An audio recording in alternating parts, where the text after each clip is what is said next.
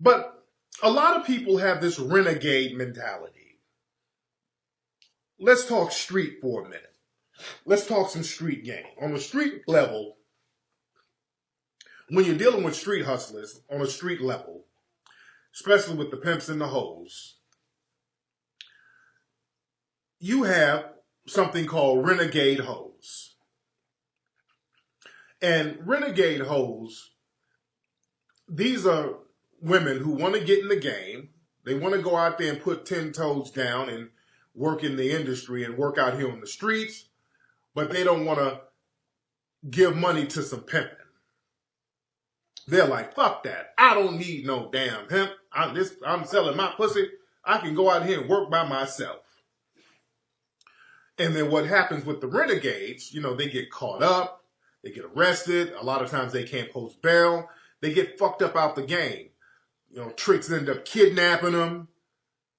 Renegade hoes, they take a lot of risks. You take a lot of risks being a renegade hoe. And the thing is, renegade hoes, when they get caught up, then they want somebody to look out for them at the last minute. Yeah, I'm making pimp hoe analogies. I'm taking it to the streets a little bit. And this is not to condone. I'm just giving you an example of some shit that already exists. To give you an example of how all parts of the game have the same rules. You can't escape certain rules. So when you got renegades out here, they'll get arrested. They done fucked their money off, so they don't have no money for bail. So now they're calling around to some PIs. PIs ain't really trying to fuck with them. They're like, you ain't on the team. I ain't fucking with you. You haven't broken bread. I'm not dipping into my other broads' coffers for you, and you out here renegading. Don't work like that.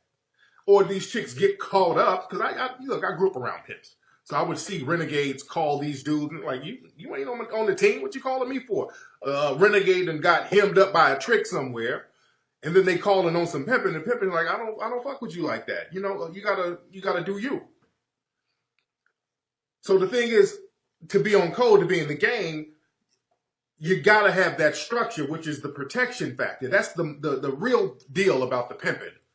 It's really your protection factor. Forget about what the white supremacists tell you it's about. There's rules to the shit. There's codes to the shit. And there's dangers of being a renegade in such a dangerous industry. So you got to be on code, and you got to have that structure there for protection. Don't try to get it at the last minute. And see, and a lot of people have that. And I'm just giving you a street analogy, but a lot of people have this mentality where I don't need, fuck that, I can do this on my own. I'm strong. And then when shit gets rough, you looking like, how come ain't nobody helping me? Well, no, you pay like you weigh. And if you ain't paying, shit is gonna get heavy. You dig? You gotta pay like you weigh. I'm talking some realism today. Shit gets real heavy. You dig? You gotta understand the game. What you give in, you get out. If you got you some ism, you got you some folks on your team, you paying your folks, you breaking bread like you supposed to, your folks is going to look out for you. That's part of the game. But if you renegading, you're going to have to take them chances by yourself. And that's why renegades are the main ones getting caught up. You find them missing and the whole thing, because tricks know when a motherfucker's a renegade. You can smell it. You're living in a predatory environment when you're in the street shit. You dig? So I'm just giving y'all an analogy of the game and how the mentality goes and the dangers of being a renegade on a street level. The same thing in the square world and what we call the square world. It's the same danger.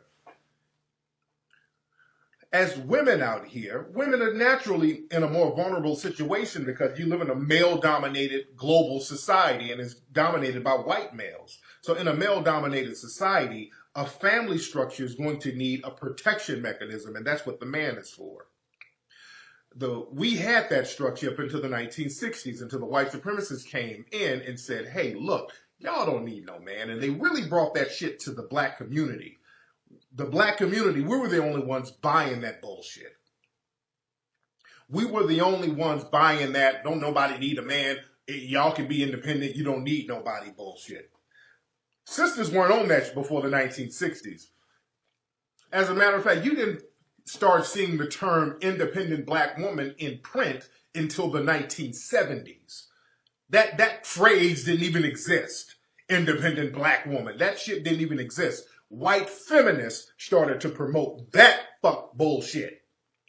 It was white feminists promoting that shit while they were telling you you don't need a man. Their asses was saying, fuck that. We need one. We need one. Now, y'all black asses don't, but we damn sure do.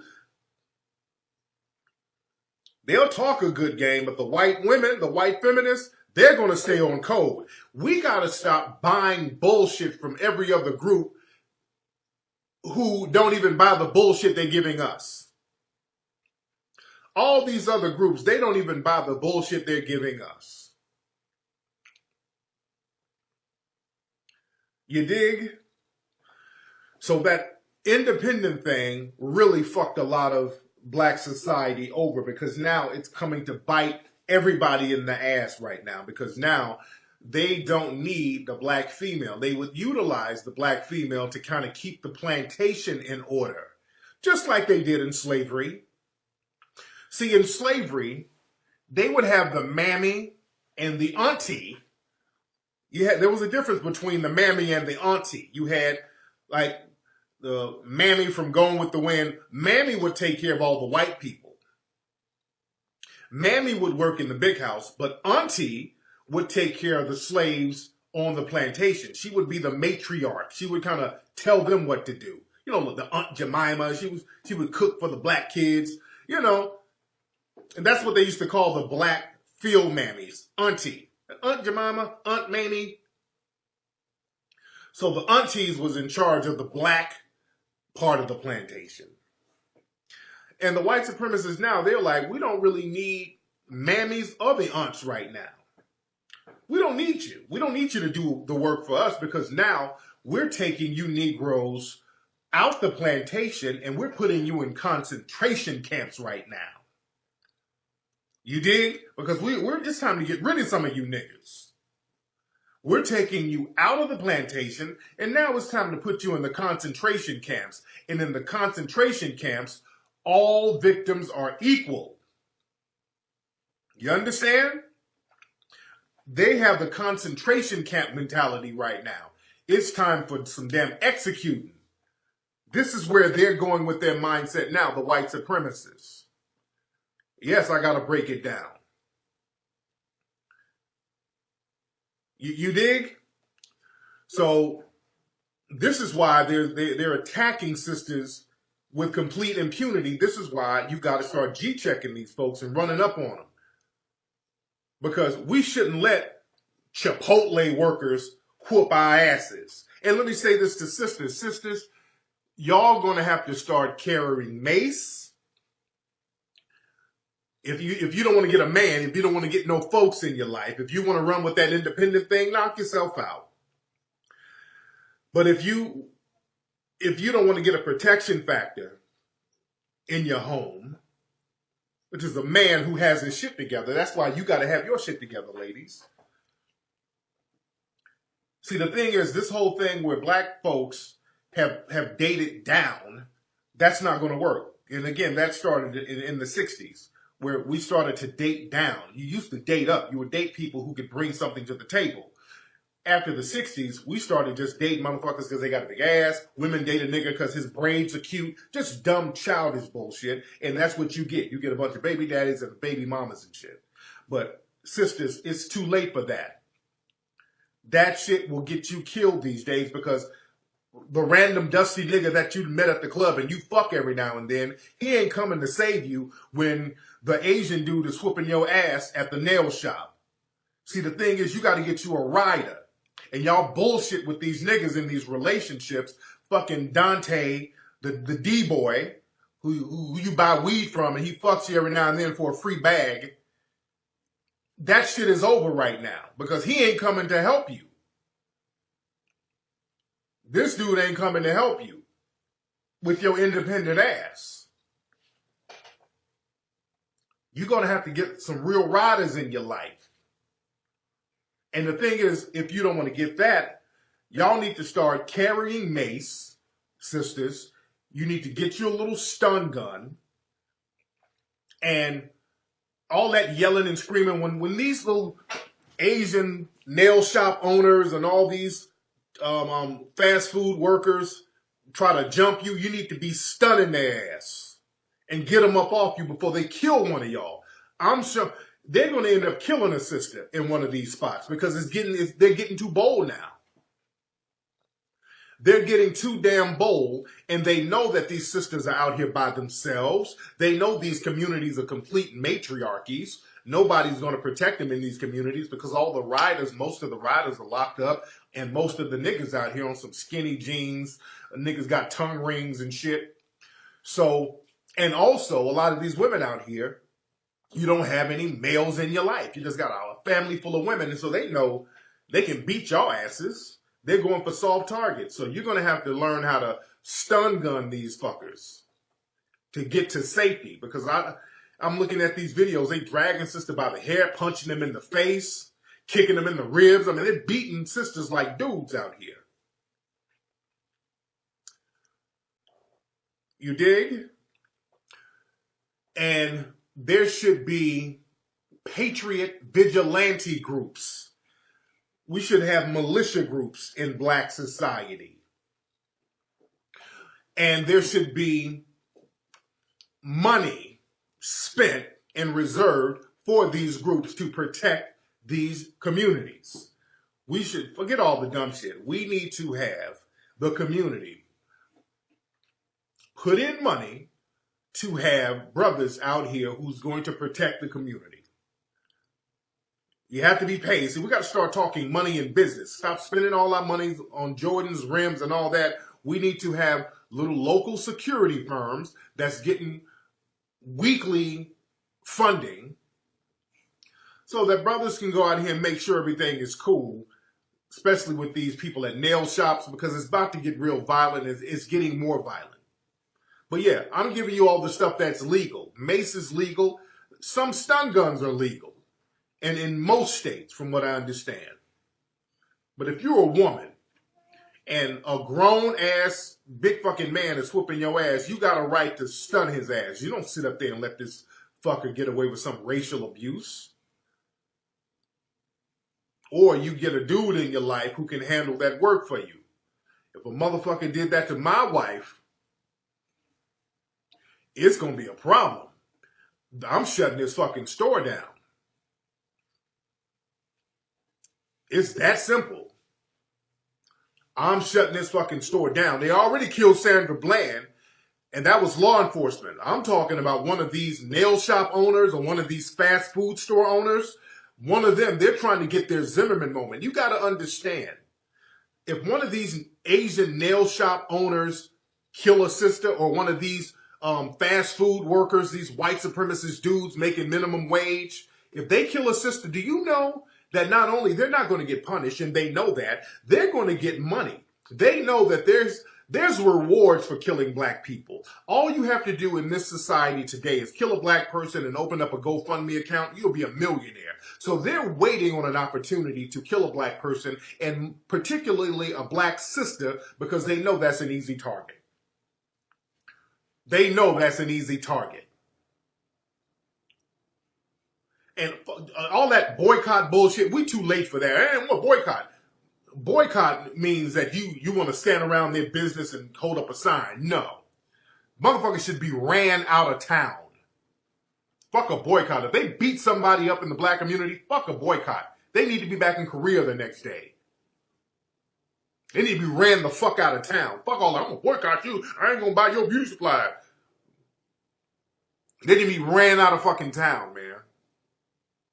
Like that. It's that simple. Because on my show, I played the clip of a white woman who shoplifted, and a black store manager had the woman hemmed up on my last Wednesday show. And all the white people around, they were checking the black man. They know the white woman did wrong, but they were telling him, hey, now, you're bigger than her. Watch it now. Watch your mouth now. They were checking him, making sure he didn't get out of line to hurt that white woman. Because understand this. This whole thing about, well, these black women need to stop arguing with folks. Do you know how many videos I've seen of white women going in stores acting a damn fool? There's video after video of white women going in stores cussing everybody out. White women throwing shit. White women spitting on folks. White women arguing and punching people in stores. Nobody's beating these white women up. Not one video have you seen a white woman get beat up. Not one. But they jump behind the counter and start knocking the shit out of sisters. You dig? And none of these white feminist groups are saying nothing. Not one word. Nothing from none of these white feminist groups. But also, fellas and brothers, let me say this, brothers. Y'all think y'all can just stand by and say, okay, well, you know, I'll let the sisters get beat up. They might have deserved it. You think it's just going to be them. I saw a video. Did y'all see the video out of South Carolina? I think it was Columbus, South Carolina, where this white boy who owned a bar sucker punched or sucker choked this black dude and like fucked his teeth up. This white dude owned a racist ass bar out there in Columbus, South Carolina. The bar was called the Poor House, P-O-U-R House in Columbus, South Carolina. And from what I understand, this bar has a reputation of not letting black people in. So this is a racist fucking bar, a suspected white supremacist owner. You know, that's their thing. And I've talked about those racist ass admittance policies at the bars and clubs out there in North Carolina and South Carolina. I've been talking about that for like 5 years. And there's a reason why you got to check that shit, because it goes beyond discrimination. Once they get away with racial discrimination, then they can get away with racial harming. So the owner, there was a group of black students, a couple of black males. They were talking. I don't know if they were arguing with somebody outside the bar, but the owner snuck up behind this one black dude and put him in a choker hole and put him in a sleeper hole. And when the brother fell out, he threw him down to the ground, and the brother messed his mouth up, fucked his teeth up, broke his jaw. So the white supremacists are very sneaky. You know, he's sucker punching folks, black people, not just black women. When you go out, black people, especially around a bunch of potential or suspected white supremacists, always have other black people with you and have black people with you who are about that life. We have to be in the mindset of protection.